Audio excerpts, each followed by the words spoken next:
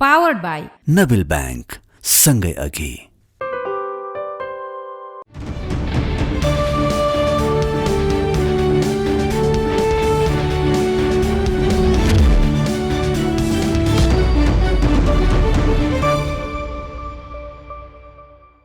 तथ्यमा टेकेर सत्यको खोजी। नमस्कार, स्वागत छ खबर अन्वेषणमा। म धीरज बस्नेत। दर्शकवृन्द, सायद तपाईँ मध्ये कमैलाई थाहा होला, यो देशमा अपराध गरेर कैद भुक्तान गरिरहेका कैदीलाई सरकारले दैनिक 80 रुपैयाँ भत्ता दिन्छ। चामल, दाल, तरकारी, कपडा, ओढ्ने ओछ्याउने सबै सरकार आफैले उपलब्ध गराउँछ र साँडे पाले जसरी यिनलाई पाल्न वार्षिक 1.5 अर्ब रुपैयाँ खर्च गर्छ। राज्यको पैसामा पालिएका कैदीहरू जब बोसो लाग्छ, कारागार भित्रै साँडे जुधे जसरी आफै जुध्न थाल्छन्। अझै कैदीका नाइके र चौकीदार त जेलभित्रै असुली धन्दा चलाउँछन्। सोझा सिधा कैदीलाई लुट्ने र कुट्ने धन्दा चलाउँछन्। कारागार भित्रैबाट पैसाको बार्गेनिङ गर्छन्, गुण्डा राज चलाउँछन्। के अपराधको सजाय यही हो यो देशमा? देश सङ्कटसँग जुधिरहँदा बोसो लाग्ने गरी साँडे पाले जसरी कैदी किन पालिराखिएको छ? यिनलाई काममा लगाएर राज्यले लाभ लिन सक्दैन। चीनले काठमाडौँको चक्रपथ बनाउन कैदी पठाउन हुने, हामी आफैले आफ्ना कैदीलाई सुरक्षा घेरामा राखेर काम लगाउन नहुने? नेदरल्यान्ड कैदीले बनाएको देश हो। दुनियाँमा कैयौँ देशले कैदीलाई श्रममा लगाएका छन्। कल्पना गर्नुहोस्, 27,500 कैदी मध्ये 17,000 कैदी मात्रैलाई कुनै एउटा विशेष परियोजनामा लगाउने हो भने त्यो काम कति चाँडो सकिएला, लागत कति घट्ला? हाम्रा शासकहरूले यो विषयमा सोचुन्। कसरी सत्ता जोगाउने र केबाट कमिसन खाने भन्ने कुरामा मात्रै मन मस्तिष्क केन्द्रित नगरून्। आजको श्रृङ्खलामा हामी कैद भुक्तान गरिरहेका कैदीहरूको हरकत र यिनलाई काममा लगाउन सकिने सम्भावनाको विषयमा विशेष चर्चा गर्दैछौँ। कार्यक्रमको सुरुमा कैलालीमा जेलभित्रै कैदी बन्दीले लागु औषध ओसार पोसार गर्नेदेखि जाँड पार्टी चलाउने सम्मको हरकत गरेको विशेष खुलासा गर्दैछौँ। हेर्नुहोस् यो रिपोर्टमा।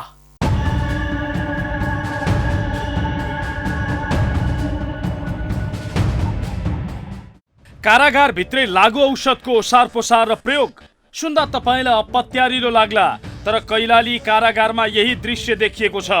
यो हेर्नुहोस्, जहाँ कैदी बन्दीले कारागार भित्रै बसेर यसरी लागु औषधको प्रयोग गरिरहेका छन्।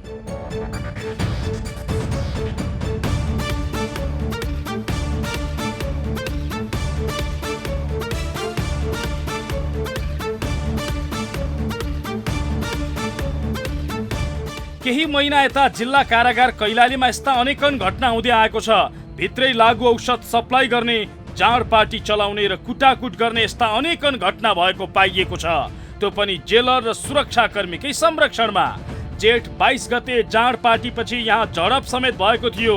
प्रहरी प्रशासनको घेरामा कारागार भित्र कुटाकुट भएपछि यहाँको बेथिति बाहिर आएको छ भने सुरक्षाकर्मी र जेलरको लापरवाही उदाङ्गिएको छ। जेलभित्र रक्सी र लागु औषध पुग्यो कसरी? सुरक्षा दिने र अवैध गतिविधि नियन्त्रण गर्ने जेल प्रशासनको सहयोग बिना यस्ता घटना हुन्छ कसरी?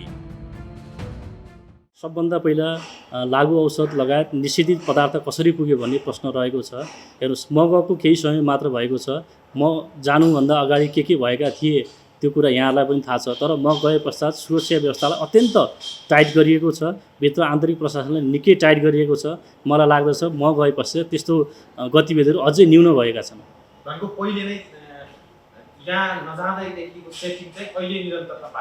अहिले निरन्तरता होइन, अहिले रुकावट भएको छ।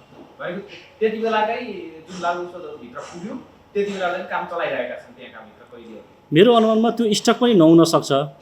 जुन मादक पदार्थ सेवन गरिएको भनिएको छ, उहाँहरूको टेस्ट गर्दाखेरि ब्रेथलाइजर टेस्ट गर्दाखेरि नेगेटिभ आएको छ भने उहाँहरूको ब्लड चाहिँ हामीले स्याम्पल चाहिँ लिएर राखेको अवस्था छ। त्यो परीक्षण हुने क्रममै छ। कैदी बन्दीहरूका अनुसार यो कारागारभित्र 100 रुपियाँमा 1 खिल्ली चुरोट, 5 देखि 10,000 रुपियाँसम्ममा 1 बोतल रक्सी र 100 रुपियाँ तिरे 1 खिल्ली गाँजा पाइन्छ।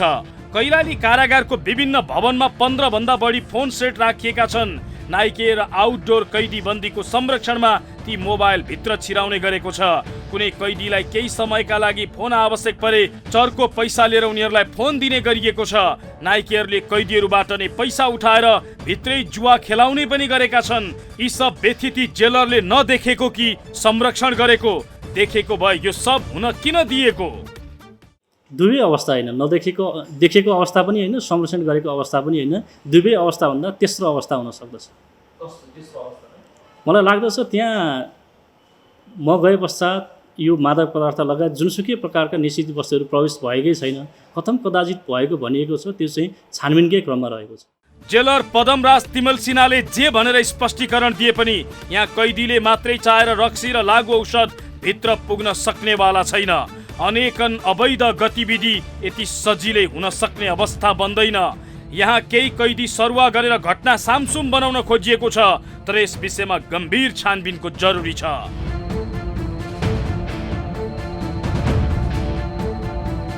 कुरा कैलालीको मात्रै होइन, देशका कैयौं जेलमा यस्ता अनेकन गतिविधि र हरकत हुँदै आएको छ र यस्तो हरकत चाहिँ जेलर र चौकीदारको मिले महत्त्वमा चल्ने गरेको छ। बाहिर दुनियाँको नजरमा सबै कैदी समान भए पनि त्यहाँ भित्र पद दिएर हैसियत बनाइदिने काम स्वयं जेल प्रशासनले गर्दै आएको छ। कैदी मध्येबाट बनेका चौकीदार र नाइकेको जेलभित्र राज चल्ने गर्छ। यिनको शासन र खटन पटनमा अन्य कैदी बन्दीलाई बस्न बाध्य बनाइन्छ। यिनले जे भन्यो त्यो नमान्दा कैयौं सामान्य कैदीहरू यिनीहरूबाट लुटिँदै र कुटिँदै आएका छन्।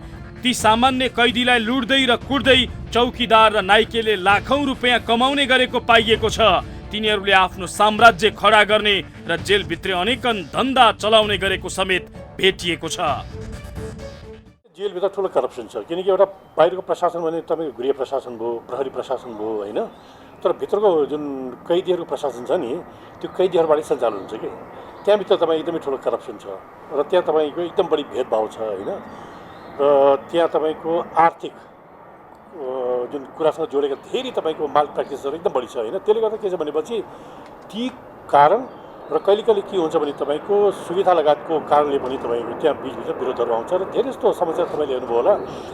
यो चाहिँ सरकारले जुन खडा गरेको जुन प्रशासन छ नि त्यो भित्रको जेल प्रशासन छ नि भित्रको त्यसको थिचोमिचो र करप्सनको इस्युजहरूले धेरै समस्याहरू आउने कारण थियो। केन्द्रीय कारागार सुन्धाराको भद्र बन्दी गृहमा चौकीदार मूल नाइके तथा तिनीहरूसँग निकट एक समूहले अवैध आर्थिक साम्राज्य नै खडा गरेको भेटिएको छ।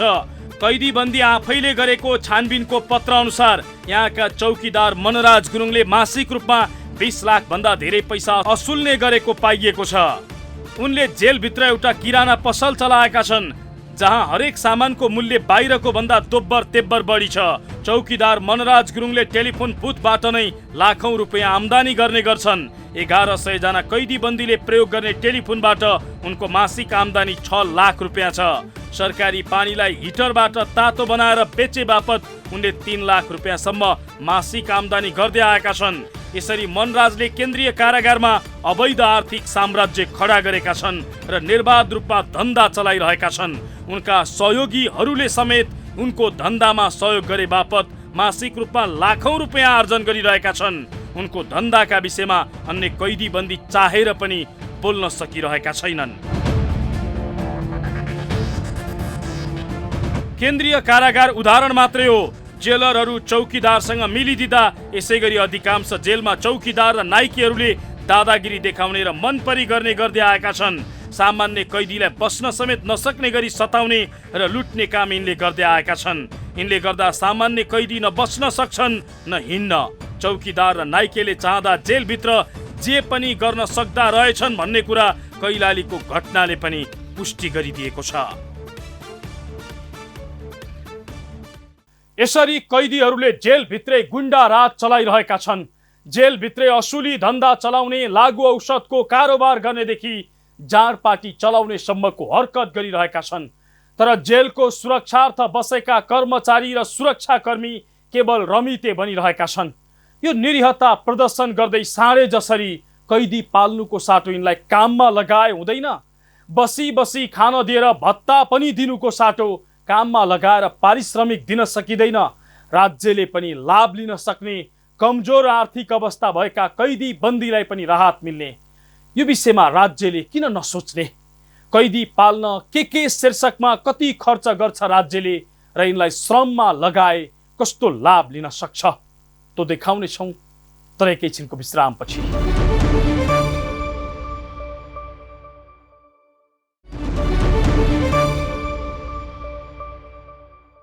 कार्यक्रम खबर अन्वेषण हेर्दै हुनुहुन्छ। आजको श्रृङ्खलामा हामी नेपालमा कैदी बन्दीले जेलभित्र चलाइराखेको राज र यिनलाई पाल्न राज्यले गरिराखेको खर्चको फ्यरिस्त देखाइरहेका छौँ। दुनियाँका कैयौँ मुलुकले कैदीलाई काममा लगाएर लाभ लिएको छ, तर हाम्रो देशमा साँडे पाले जसरी दैनिक भत्ता दिँदै कैदी पालिराखिएको छ। यिनलाई पाल्न मात्रै राज्यले 1.5 अर्ब वार्षिक रूपमा खर्च गर्छ।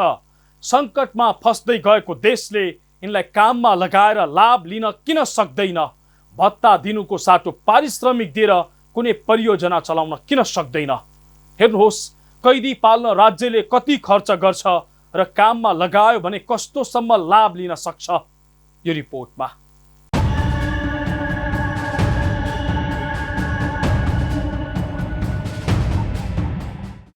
नेपालका अक्सर कारागारमा क्षमताभन्दा दोब्बर बढी कैदीबन्दी छन्। राख्नै गाह्रो भयो, पाल्नै समस्या भयो। जेल प्रशासनले पटक पटक गर्दै आएको गुनासो हो यो। 43 रोपनी क्षेत्रफलमा स्थापना भएको केन्द्रीय कारागारमा अहिले क्षमताभन्दा 2 गुणा बढी कैदीबन्दी छन्। कारागार प्रशासनका अनुसार 1500 क्षमता रहेको केन्द्रीय कारागार सुन्धारामा अहिले 3000 भन्दा धेरै कैदीबन्दी छन्। यो उदाहरण मात्रै हो। देशभरका कारागारको हालत यस्तै छ। देशभरका सबै कारागारको क्षमता जम्मा 10,000 कैदी अटाउन सक्ने मात्रै छ, तर त्योभन्दा झन्डै 3 गुणा बढी अर्थात् झन्डै 28,000 कैदी राखिएका छन्। कोचाकोच गरेर राखिएका कैदी पाल्न राज्यले वार्षिक रूपमा 1.5 अर्ब भन्दा धेरै खर्च गर्दै आएको छ। एउटा कैदी पाल्नकै लागि मात्र राज्यले वार्षिक करिब 40,000 खर्च गर्ने गरेको छ। एउटा कैदीले सिधा खर्चको नाममा दैनिक भत्ता 80 रुपियाँ पाउँछ। अहिले भएका 27,631 जना कैदीको हिसाब गर्ने हो भने 1 वर्ष अर्थात् 365 दिनमा सिधा खर्च बापत भत्ता 80,68,25,200 खर्च हुने गरेको छ। एकजना कैदीले प्रतिदिन 700 ग्राम चामल बराबरको 35 रुपियाँ पाउँछ। चामलकै लागि मात्र राज्यले वार्षिक 35,29,86,025 रुपियाँ खर्च भएको हुन्छ। त्यस्तै 2 जोर लुगा कपडाको लागि वार्षिक 4500 एउटा कैदीले पाउँछ। राज्यले कैदीले लगाउने लुगा कपडाको लागि वार्षिक 12,43,39,500 खर्च गर्छ। दसैँको दिन एउटा कैदीले 300 भत्ता पाउँछ। राज्यले कैदीको दसैँ मनाइदिन 82,89,300 खर्च गर्छ। त्यस्तै सिरक डसनाको लागि 2 वर्षमा एकपटक 6,000 खर्च हुन्छ। सिरक डसनाको लागि मात्र राज्यले वार्षिक 16,57,86,000 खर्च गर्छ। सुत्केरी खर्चको नाममा सुत्केरी भएका महिला कैदीबन्दीलाई 2,000 दिने गर्छ। वार्षिक झन्डै 150 जना महिला सुत्केरी हुँदा वार्षिक 3 लाख खर्च हुन्छ। स्यानिटरी प्याडको लागि वार्षिक 17,28,000 खर्च हुने गर्छ। दीर्घरोग, कडा रोगी, गर्भवती, सुत्केरीका लागि रासन भत्ता बाहेक थप पौष्टिक आहारको लागि मात्र वार्षिक 2,55,50,000 खर्च हुने गरेको छ। त्यस्तै सिपमूलक वा आयमूलक कार्यक्रम सञ्चालन गर्नको लागि 1,20,00,000 खर्च हुने गर्छ। त्यस्तै बन्दीको परिवारलाई सद्गत खर्च, नाबालकको हेरचाह र पालन पोषण, नाबालकको शिक्षा दीक्षा र नाबालकलाई मौसम अनुसारको पोसाक, मानसिक स्वास्थ्य चेक जाँच र कैदीबन्दीको स्थानान्तरण लगायतको नाममा वार्षिक 5,60,00,000 खर्च हुने गरेको छ। यसरी वार्षिक रूपमा कैदी पाल्नकै लागि सरकारले 1,55,48,00,000 भन्दा बढी खर्च गरिरहेको छ। देश आर्थिक मन्दीसँग जुधिरहेका बेला भत्ता दिएर कैदी पाल्ने मात्रै काम राज्यले किन गरिरहेको छ? कैदीका लागि यत्रो रकम खर्च गरिरहेको राज्यले यिनलाई श्रममा लगाए के हुन्छ? बसी बसी बोसो लाग्ने गरी पाल्ने र भत्ता दिने गर्नुको साटो सुरक्षा घेरामा राखेर काम लगाउँदै पारिश्रमिक दिन सकिँदैन? कैदी पाल्ने मात्रै होइन, श्रममा पनि लगाउन सकिन्छ र हजारौं कैदीबाट राज्यले चाहेको काम लिन सक्छ। कैयौं देशहरूले यो अभ्यास गरेका पनि छन्। सबै देशको एउटा व्यवस्था छैन। जस्तै अमेरिकातिर जानु होला तपाईँको, अमेरिकामा के छ भनेपछि हार्डकोर जुन क्रिमिनल हुन्छ उसलाई आइसोलेटमा राख्ने पनि चलन छ। हाम्रो यहाँ जुन गरिन्छ नि त्यो पनि छ। कडाभन्दा कडा तपाईँको थुन्ने व्यवस्था पनि छ। र अर्कोतिर के छ भनेपछि यस्ता सुधारात्मक जुन कुराहरू छ नि, पेरोलका कुराहरू जुन छ नि त्यो त अप्लाई गरेको छ। र त्यसको भन्दा मैले सबभन्दा राम्रो इक्जाम्पल के दिएँ भनेपछि हामीसँग माटो सुहाउँदो त पारिपट्टि छ नि त। यसलाई इन्डियामा गएर अध्ययन गरौँ न। मेरो इन्डियामा एउटा दुईवटा होइन, मैले साउथको जेलको पनि हेरेको थिएँ। साउथतिर जेलमा पनि के छ भने क्यान्टिन चलाइरहेको छ, पब्लिक लाइफ भनौँ त, रेस्टुरेन्टहरू चलाइरहेको छ। जब पब्लिकले आएर खान पाउँछन्, पब्लिकले आएर किन्न पाउँछन्, त्यस्ता जेलहरू पनि छन् त्यहाँ। त्यो तपाईँ युट्युबमा गएर हेर्न सक्नुहुन्छ होइन। तपाईँले युट्युबमा छ त्यो कुराहरू। सम्पूर्णानन्दको हेर्नुहोस् आफ्नै खेतीपाती छ उनीहरूको, आफ्नै संसाधनहरू छन् त्यहाँ र 12 महिना चाहिँ बस्न पाइन्न, तर सालका केही समय परिवार पनि तपाईँसँग बस्न पाउँछ कि त्यो सुविधा पनि दिएछ। त्यसले गर्दा के छ भनेपछि बाहिरका प्र्याक्टिसहरू पनि हेरौँ र यसमा के छ भने तपाईँको सरकार यो जुन हाम्रो राजनीतिक नेतृत्व छ नि त्यो नै दृढ हुनुपर्छ यसमा सुधारको लागि या अगाडि बढ्नको लागि। राजनीतिक नेतृत्व अगाडि नबढेसम्म यो ब्युरोक्रेसीबाट के अगाडि बढ्छ भने त्यो चाहिँ हामीले कल्पना चाहिँ गर्नुहुन्न। हाम्रो कानुनले पनि कैदीलाई श्रममा लगाउने कुरा परिकल्पना त गरेको छ, तर कार्यान्वयन भएको छैन। 2074 संशोधित कारागार ऐनको दफा 10 मा प्रचलित नेपाल कानुनमा अन्यथा लेखिएकोमा बाहेक कुनै थुनुवा वा कैदीलाई निजको इच्छा विरुद्ध कुनै काममा लगाइने छैन।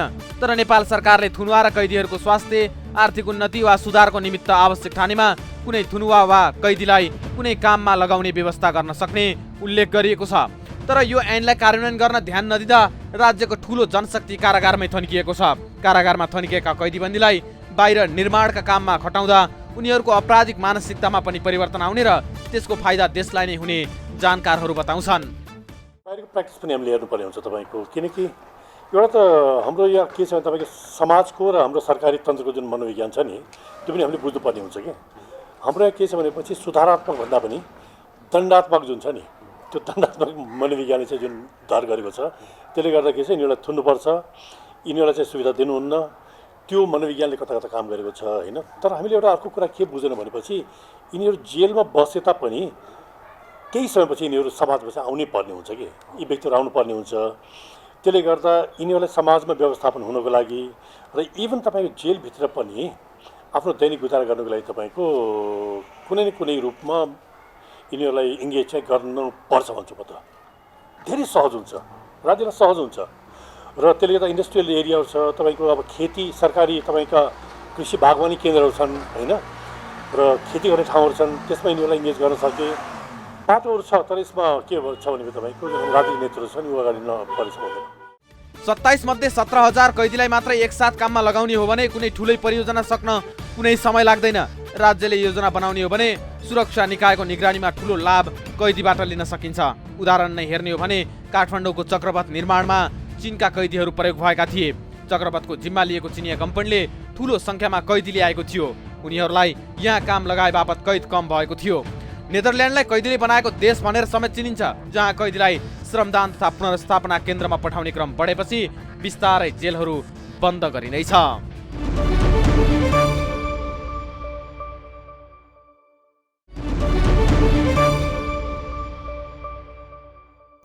कार्यक्रम खबर अन्वेषणमा पुनः स्वागत छ।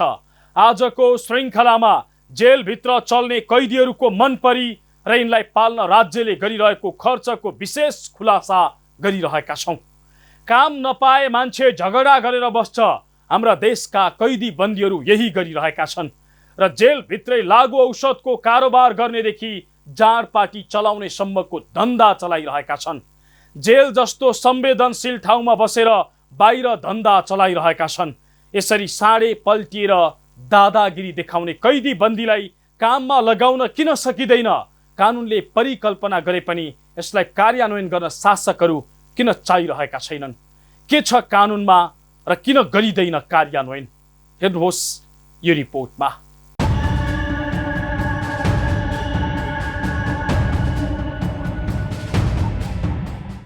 फौजदारी कसुर सजाय निर्धारण तथा कार्यान्वयन 2074ले कैदी बन्दीलाई सामुदायिक सेवा र सार्वजनिक काममा लगाउने भनेको छ। तर कसरी काममा लगाउने, यसको प्रक्रिया के हुने भन्ने जस्ता विषयलाई समेटेर नियमावली बन्न सकेको छैन, जसका कारण कैदी बन्दीलाई काममा लगाउने सम्बन्धी जति पनि व्यवस्था छन् ती सबै व्यवस्था कार्यान्वयनका लागि नेपाल सरकारले राजपत्रमा सूचना प्रकाशन गरेर लागू हुने मिति तोक्नुपर्ने व्यवस्था ऐनको दफा 2 मा छ। तर नियमावली नबनेका कारण गृह मन्त्रालयले लागू हुने मिति राजपत्रमा प्रकाशन गर्ने प्रस्ताव अहिलेसम्म मन्त्री परिषदमा समेत लगेको छैन। 2074 देखि अहिलेसम्म झन्डै आधा दर्जन गृहमन्त्री फेरिएका छन्। उनीहरूको ध्यान अहिलेसम्म यता पुग्न सकेको छैन। गृह मन्त्रालय अन्तर्गतको कारागार व्यवस्था विभागका अनुसार कैदी बन्दीलाई काममा लगाउने कानुन कार्यान्वयनका लागि नियमावली निर्माणको काम अगाडि बढ्न नसकेको स्वीकार गर्छन्। विभागका अनुसार यसलाई अगाडि बढाउन सरकारले खासै चासो र महत्त्व नदिएको विभागको भनाइ छ। तर पनि आफूहरूको तर्फबाट यस विषयमा भने ध्यान आकर्षण गराउने काम भइरहेको उनी बताउँछन्। फौजदारी कसुर निर्धारण ऐनहरूमा र सम्बन्धित प्रचलित कानुनले त्यो प्रावधान राखेको छ। त्यो प्रावधानका केही दफाहरू नेपाल सरकारले राजपत्रमा सूचना प्रकाशित गरेपछि लागू हुने भन्ने छ। खुला कारागार, प्यारोल, सामुदायिक सेवामा पठाउने विषय योमा चाहिँ नि अलिकति तयारी सामान्य किसिमको छलफल र सामान्य किसिमको मसौदा कार्यविधिको नियमावलीको मसौदा भएको छ। योमा अलिकति हाम्रो पनि आफ्नो कमजोरी के छ भने यसलाई कुन रूपमा लाने भन्ने अवधारणागत रूपमा पनि अलिकति हामीमा स्पष्टता नभएको कि अथवा प्राथमिकतामा नपरेको हो कि जस्तो मलाई लाग्छ। त्यसो त यस विषयमा 2079मा नयाँ संशोधन सहितको बनेको नयाँ ऐन स्वीकृत भइसकेको छ, तर कति समयमा नियावली स्वीकृत भएर यो व्यवस्था कार्यान्वयनको आधार तयार हुन्छ भनेर भन्न सकिने अवस्था छैन। विभागका अनुसार गृह मन्त्रालय, कारागार व्यवस्थापन विभाग र महान्यायाधिवक्ता कार्यालयको संलग्नतामा नियावलीको ड्राफ्ट बनाएर गत वर्ष नै गृह मन्त्रालय पठाएको थियो, तर अहिलेसम्म नियावली बन्ने नबन्ने अझै टुङ्गो छैन, जसका कारण कैदीबन्दीलाई सामाजिक सेवा र सार्वजनिक काममा लगाउने लगायतका व्यवस्था कार्यान्वयनको पाटो अन्यलमा छन्। अहिलेसम्म केन्द्रीय कारागार सँगै उद्योग विभाग अन्तर्गतको केन्द्रीय कारखाना छ।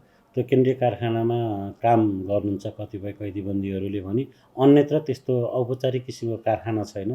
तथापि धेरैजसो कारागारमा मुढा बुन्ने, गलैँचा बुन्ने, अरू पोते बुन्ने लगायतका विभिन्न आयमूलक काममा चाहिने कैदीबन्दीहरू संलग्न हुनुहुन्छ। तर त्यसलाई औपचारिक किसिमले जस्तै खुला कारागारमा पठाएर उहाँहरूले आफैले नेपाल सरकारका कुनै आयोजना अथवा प्रदेश सरकारका आयोजना अथवा अरू विकास निर्माणको काममा संलग्न गराउन सकिने इच्छुक कैदीबन्दीलाई भन्ने कानुनी व्यवस्था भएको छ।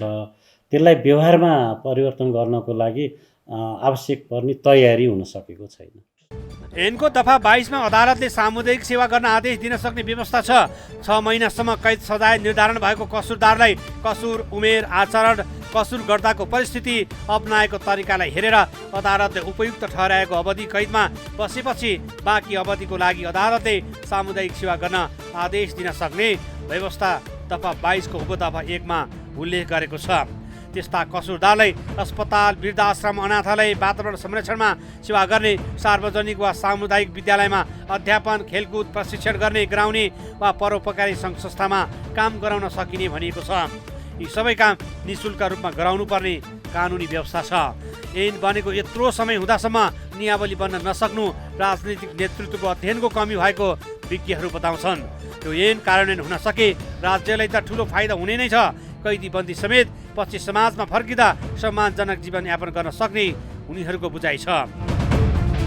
यस्तो अभ्यास अन्य देशहरूमा प्रशस्तै भएको र नेपालमा पनि यो अभ्यास कार्यान्वयन गर्न सके राज्यलाई नै फाइदा पुग्ने पूर्व प्रहरी अधिकृतहरू बताउँछन्। ठुलो समस्या नेपाल के छ तपाईँको, यो जुन काम गर्नुपर्ने त्यो प्रायोरिटिजमा भएन कि हरेक कुरा यो राजनीतिक वरिपरि घुम्दाखेरि के भयो भनेपछि यस्ता डेभलपमेन्टका कुराहरू होला, यस्ता सुधारात्मक कुराहरू होला, या चाहिँ विकासका कुराहरू होला, यतातिर यो राजनीतिकहरूको ध्यान नगएर मात्रै भन्छ त। यो विषयमा अलिकति गम्भीर रूपमा चाहिँ अध्ययन पनि नगरेको जस्तो देखियो। हो, त्यसोले एउटा हाम्रो फेरि एउटा बडा तपाईँलाई एउटा यसमा कुरा गरौँ, यो बडा खराबी के छ भनेपछि अध्ययनको नाममा हामीहरू जहाज चढेर एकैचोटि अमेरिका जान्छौँ, एकैचोटि अस्ट्रेलिया पुग्ने बानी छ, अमेरिका एकैचोटि अमेरिका बेला जाने बानी छ कि हाम्रो देश सुहाउँदो र हाम्रो यहाँलाई सहज हुने कुरा धेरै हाम्रो छिमेकमा इन्डियामा छ नि, इन्डियामा गएर हामीहरू अध्ययन गर्न जाँदैनौँ कि। त्यसैले मैले भने तपाईँलाई किन टाढा जाने, सम्पूर्ण जेलमा जाउँ न त। सम्पूर्ण जेल भनेको तपाईँको एकदमै ठुलो जेल प्रेमिसेस छ, सानो जेल मात्रै होइन नि त। करिब करिब लाग्छ अहिले पनि त्यसको 600-700 एकरभन्दा कमको एरिया छैन। त्यो खेतीपाती हुन्छ, त्यहाँ तपाईँको कामधाम पनि हुन्छ होइन। त्यसले गर्दा त्यहाँ गएर हेरौँ न हामीहरू। अब हेर्ने स्टडी भ्रमण गर्न जाने बाहिर गएपछि अप्लाई पनि हुन सक्दैन। एउटा त्यो सरकारको प्रायोरिटीमै नपरेर हो त। ऐनको दफा 31मा कैद बापत सार्वजनिक काममा शारीरिक श्रम लगाउन सकिने व्यवस्था छ। यो ऐनले गरेको अर्को नयाँ व्यवस्था हो। 75% कैद भुक्तान गरिसकेका कैदीबन्दीलाई प्यारोल अर्थात् परीक्षण कालको रूपमा छाड्ने। यो व्यवस्था कार्यान्वयनका लागि प्रोबेसन तथा प्यारोल बोर्ड गठन गर्नुपर्ने हुन्छ, तर नियावली बन्न नसक्दा यो विषय पनि त्यत्तिकै थन्किएको छ। 2/3 कैद भुक्तान गरिसकेको कसुरदारलाई प्रोबेसन तथा प्यारोल बोर्डको सिफारिसमा जिल्ला अदालतको न्यायाधीशले परीक्षण कालमा राख्ने आदेश दिन सक्ने व्यवस्था ऐनको दफा 29मा छ। ऐन कार्यान्वयन गर्न सकेको खण्डमा जेल अपराधको शिक्षालय होइन, जेल सुधार गृहको रूपमा विकास गर्न सकिन्छ। यसै गरी नियावली बन्न नसक्दा कार्यान्वयनमा विलम्ब भएको अर्को व्यवस्था हो खुल्ला कारागारको अवधारणा। ऐन अनुसार नियावली नबन्दा खुल्ला कारागारको अवधारणा पनि कार्यान्वयनमा आउन सकेको छैन। ऐनको दफा 28 मा खुल्ला कारागार सम्बन्धी व्यवस्था छ। खुल्ला कारागार भन्नाले कैदीले तोकिएको समयमा आफूलाई राखिएको ठाउँ वा कारागार भन्दा बाहिर गई काम गर्न पाउने गरी सरकारले तोकेको ठाउँ भनेर ऐनमा नै स्पष्टीकरण खण्डमा लेखिएको छ। तर खुल्ला कारागारमा जाने कैदीबन्दीले पालन गर्नुपर्ने शर्त तोक्ने नियावली नबन्दा यो व्यवस्था पनि कार्यान्वयनमा आउन सकेको छैन, जसका कारण सरकारले वार्षिक रूपमा अरबौं खर्च गरेर 27,000 भन्दा बढी कैदीबन्दीलाई पाल्नु परेको छ।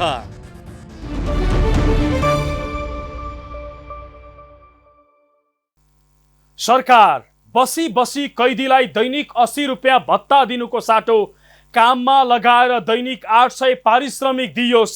कम्तीमा अभावबाट गुज्रिएका कैदीको घर चल्न सक्छ। अपराध अनुसारको काममा लगाऊ, कम्तीमा किन अपराध गरेछु भन्ने पश्चाताप हुन सक्छ।